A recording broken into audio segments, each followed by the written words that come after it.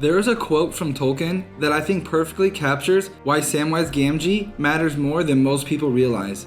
Tolkien once wrote that Sam is the chief hero of the story.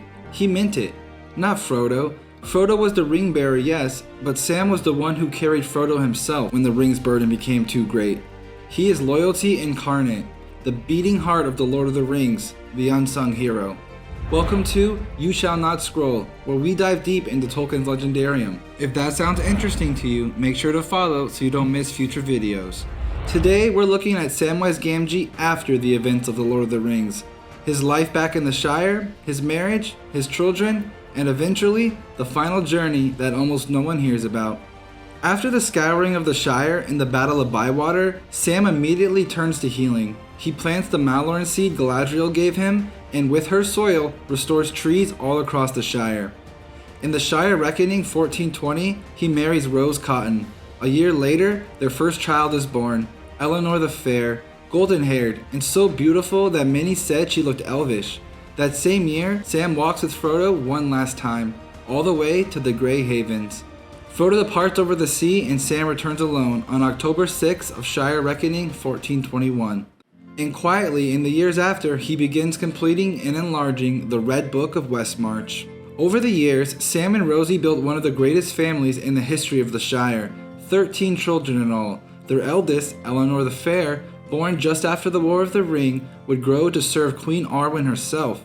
Soon after came their first son, Frodo Gardner, followed by Rose and then Mary, born the very same year Sam was first elected mayor of the Shire.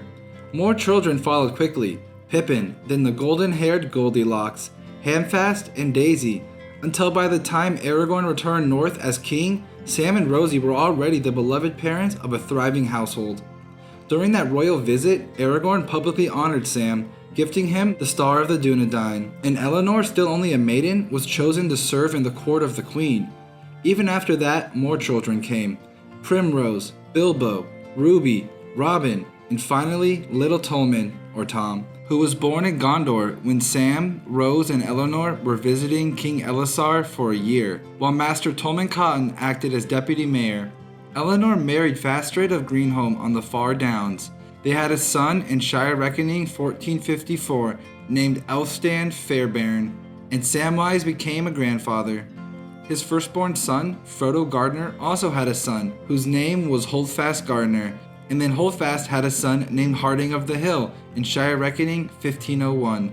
Also, Sam's daughter Goldilocks married Faramir, son of Thane Peregrine Took, or Pippin. At Sam's request, the Thane made Fastred Warden of Westmarch.